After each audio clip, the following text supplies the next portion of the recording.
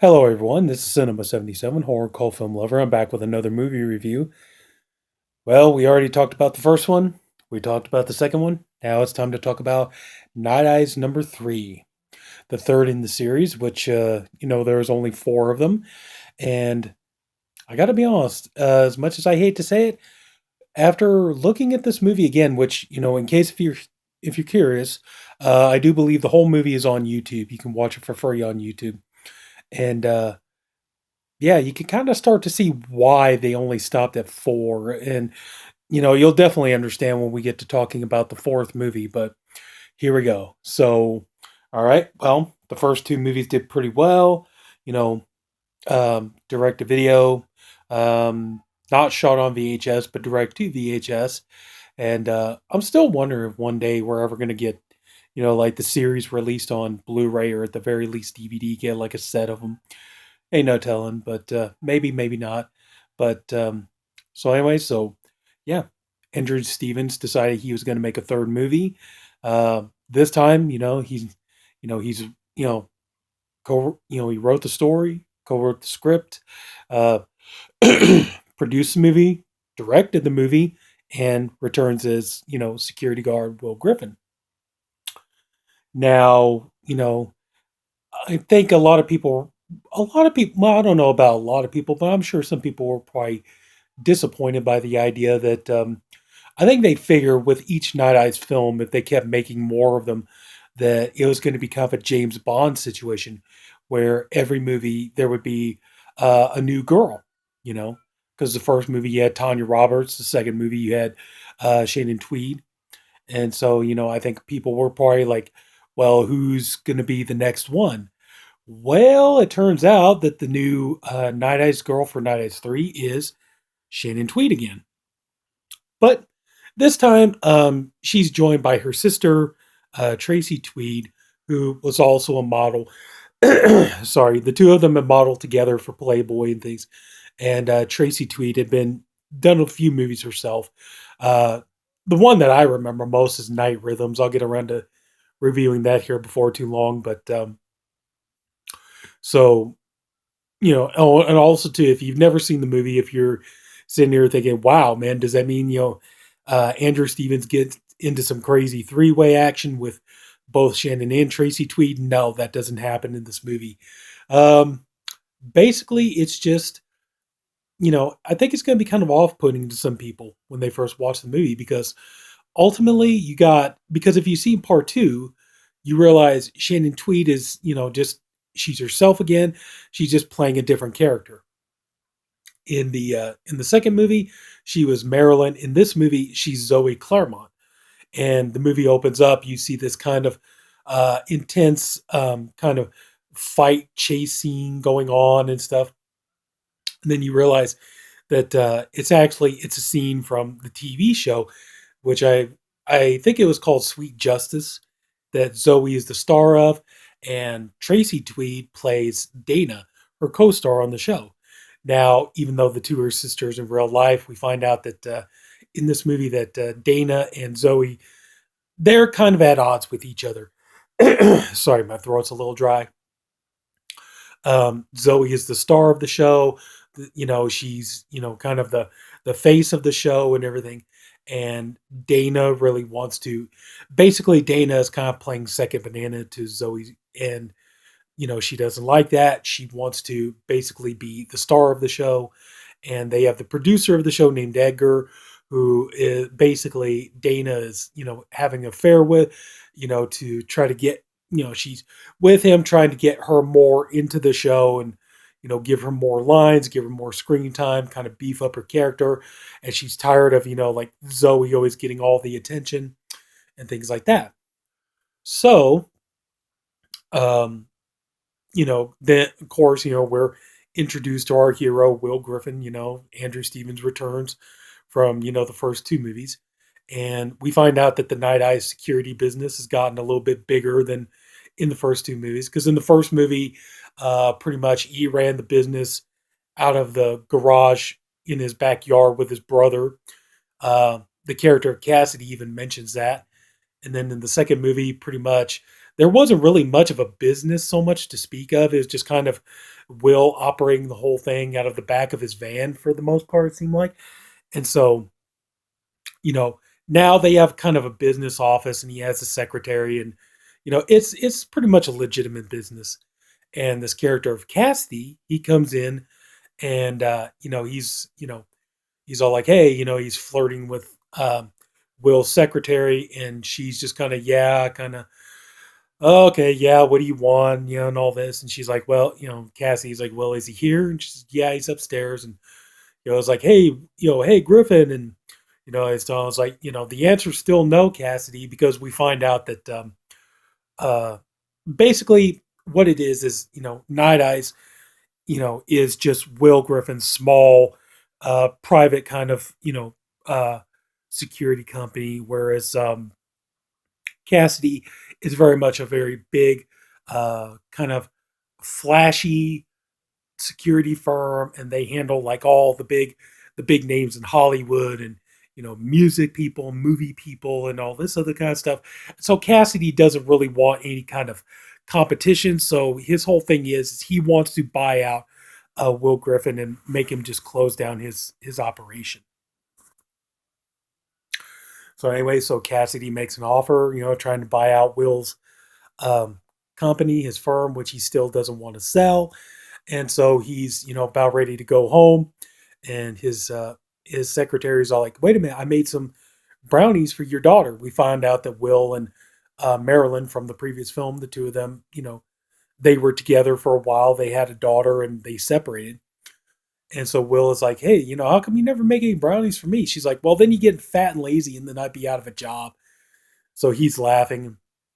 So he's about ready to head home. It's all like, "Okay, just call and let me know if anything comes up." All right, so now we're back with Chloe, and it turns out Chloe has a boyfriend. Zoe. I'm sorry. It's late. I got off work just a little while ago. Please forgive me. But anyway, so Zoe, she's with her boyfriend Dan. They're in a bar, and they're kind of discussing stuff. And we kind of find out that Dan's one of these kind of guys. He basically just leeches off of Chloe and kind of gets her to pay for everything, and just kind of just takes advantage of her. And Dan sees this guy that he knew back in their college days, and turns out this guy's got this hot little number with him. And so Dan's all like, hey, I'm going to invite them over here. And so he's just kind of like, oh, really? Just I kind of just wanted to talk, and then we could go home and stuff. And so he's all like, no, it'd be okay. I know this guy. And so he invites them over, and so they're talking, and the girl, she's kind of fangirling out over Zoe because she's seen her on the TV show and stuff.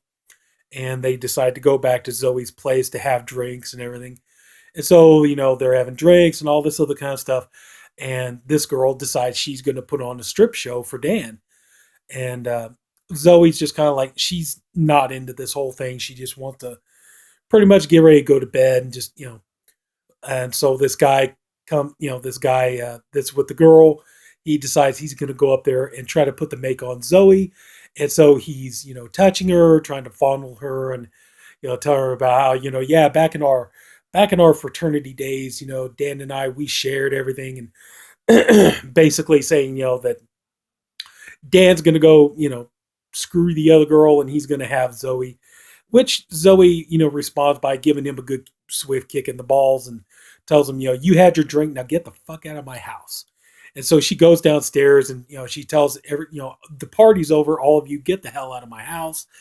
And so Dan is like, hey baby, come on. And she's like, you get the hell out of my house too. And he's like, don't you dare threaten me, don't you throw me out, blah blah blah blah blah, you're gonna regret this, and all this stuff, and pretty much threatening her for the most part. And so they kind of get into a row and all, and she ends up calling the cops, and her producer Edgar, he comes over, he sees, like, it's like, do you have any, all he's concerned about, do you have any bruises? Do you have any scars? All this other kind of stuff. Well, Will, on his way home, stops in to check and see what's going on. And so Edgar decides he's going to pull Will, keep him from going home, and tell him, you're going to sit here and you're going to watch Zoe all night, and he's like, well, I can get somebody over here. He's like, no, you're good enough. Just stay here. So he puts a chair outside Zoe's door, and he's just going on and on, just being kind of like a scuzzy producer, going on and on about he's got to protect his investment, and Zoe is his investment, and all this kind of stuff. And so he's telling Will, you stay here, I'm going to pay you all this money, blah blah blah. And so Will, reluctantly he decides he's going to go ahead and do this. So he pretty much sits outside the door all night. And the next day, it's like Edgar's, going to talk about, well, we need to see what kind of great security system we can get for Zoe to keep her protected and all this stuff.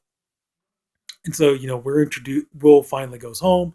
We're introduced to his daughter, and, she's upset, because, it turns out Will's got to start working nights again. Night eyes. Get it? So anyway, so he goes in, we get the usual scene, where Will goes in, he sets up all his equipment, gets everything ready to go, all that good fun stuff. Zoe, like in all the other movies, they're always like, do you really need to go this far with all the with all the security stuff and everything? And he's just like, just doing my job, trying to cover all the bases and everything. So anyway, so now you know so it turns out Will is now, he's set up, he's ready to go, so he's watching over Zoe. And at one point, Dan decides he's going to show back up, so he goes in, tries to rough up Zoe, and Will goes in, they fight, and Will takes, he's all like, go ahead and call the police and everything. And so Zoe's like, no, let him go and all this kind of stuff. And he's like, what? And she's like, you heard me, go ahead and just turn him loose. And so Will escorts him out of the premises and tells him, you come back again, I will call the cops. And he's like, you and I are going to meet again. He's like, oh yeah, looking forward to it, slick and all this. And so he goes back, and he has, he's got a temper at Zoe. He's like, what the hell was that? And she's like, it's, don't worry about it. He's like, well, I got to worry about it, because my job is to run a security firm. And if it turns out that, word gets out that I'm letting people go and I'm the one who gets burned and all this stuff, so he's kind of pissed off. And so a little bit later, Zoe comes in with a glass of wine, and she's like, here's a peace offering. He's like, I don't drink while I'm on duty. And so, she knows he's pissed at her. And so they start talking, kind of smooth things over and everything. And then we find out that I believe Natalie is the girl's name, Will's daughter. Turns out she's a huge fan of Zoe, would love to meet her and all this other kind of stuff. And so Zoe's like, yeah, definitely bring her by. I'll get you clearance for the set. You could come in and, bring her there, and, we'll hang out and have a good time and all this stuff. So Will goes and tells, his daughter Natalie. She's absolutely thrilled. Can't wait to go meet Zoe and all this stuff. So they get to the set, and so, the two, Will's daughter and Zoe, they're hitting it off. Will gets lost, and he accidentally wanders into Dana's room. And so, we get to see some topless Tracy Tweed, which is nice. And he goes back, and so they're talking and everything else. And so, the movie, to move things along, the story progresses. They end up getting into a love affair. They talk about, Will explains away like what happened, that Marilyn and they were more in love with the idea of being in love than they were with being each other. And, it just, the relationship didn't work out. And so, they separated, but, he gets joint custody of Natalie. And so, and then they end up getting into a love affair. But what they don't realize, kind of similar to, other Night Eyes movies, they're being recorded. And then, so we find out that actually the guy who's recording is this guy named Stanton. And he's, working for Cassidy. And so the idea is they're going to take this tape and they're going to use it to get dirt on, not so much, they're not really after Zoe so much. They want to get dirt on Will because they want to get his security firm shut down so they could take over and all this kind of stuff. So they take it to Edgar. Edgar finds out that, Zoe's, been naughty with the security guard, and Dana finds out about it, and Dana decides she's going to use it to, basically bury Zoe so that she could take over as lead of the show. So Dana makes a copy, leaks it to the media, all this kind of stuff. So then we find out that you know that Stan or Cassidy decides he's going to set up Will and let him know, like, either you play by my rules or I'll ruin you and I'll ruin her and all this kind of stuff. And so Will decides to go ahead and give in, out of respect to Zoe. And Zoe's like, I don't care, she's like, even if my career gets ruined, I don't care, because she mentions she's tired of doing the show, and she's sick of it. She wanted to get out of it for a while, which basically Edgar tells her she's out now because like a lot of TV and movie stars and stuff, they have to sign kind of a decency clause, that they don't do lewd things in public and stuff like that. It ruin their image. Well, she broke her decency clause basically, so they're going to let her go. And so Dana's, hey, I'm going to be the one taking over the show. And so Zoe's all like, well, now that you're taking over the show, here you go. And she just knocks the shit out of Dana. Anyway, meanwhile, Will is he's talking to he's talking to Cassidy, and turns out Stanton double crosses Cassidy, shoots him down, and he's going to shoot Will too. So now Will is trying to he's kind of on the run, so to speak. And so he meets up with Chloe, and they're trying to figure out what to do next. Well, it turns out Stanton goes to Will's home. He's trying to drive him out. So he goes to Will's home, kills the housekeeper, kidnaps Will's daughter, and then, they meet, tell him, I have your daughter. We're going to meet at a certain location, and, all this kind of stuff. And so they get there, and pretty much Zoe is now, she's pretty much played just kind of like this heroic woman on TV, but now she emerges as a heroic woman in real life. As she kind of ends up saving the day in a roundabout way, and it's like Stan meets his end, and then the three of them go off, and pretty much kind of live a happily ever after kind of a thing, sort of, and that's pretty much the end of the movie. Now, there are a couple of reasons why I think this kind of started becoming kind of like the beginning of the end for the series.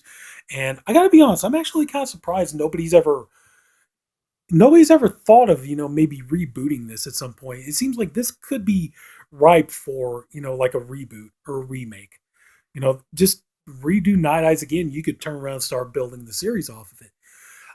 But the movie, I will say, when you look at Andrew Stevens' previous writing directing effort, Terror Within 2, this is a step up. The production value is better. You could tell Stevens had more experience on being an actor's director, how to guide, how to lead. His writing skills improved, everything else. So the movie is pretty well done.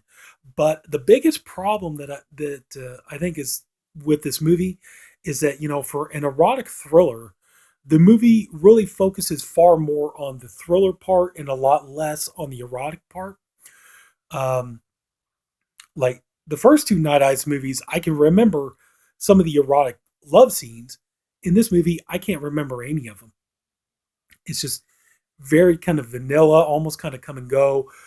There's just not really anything there to keep you into it as far as that aspect goes. I mean, you still get to see, some Shannon Tweed nudity, which is nice. You get to see some Tracy Tweed nudity, which is nice. But like I said, though, too, I think, it kind of, now, I mean, don't get me wrong. I got nothing against Shannon Tweed, but I think it would have been better if they had just gotten a different actress, because I think like I said at the beginning of the video, I think it's kind of confusing when people just see Shannon Tweed again, but she's not playing the same character. So, but overall, it's not a terrible movie.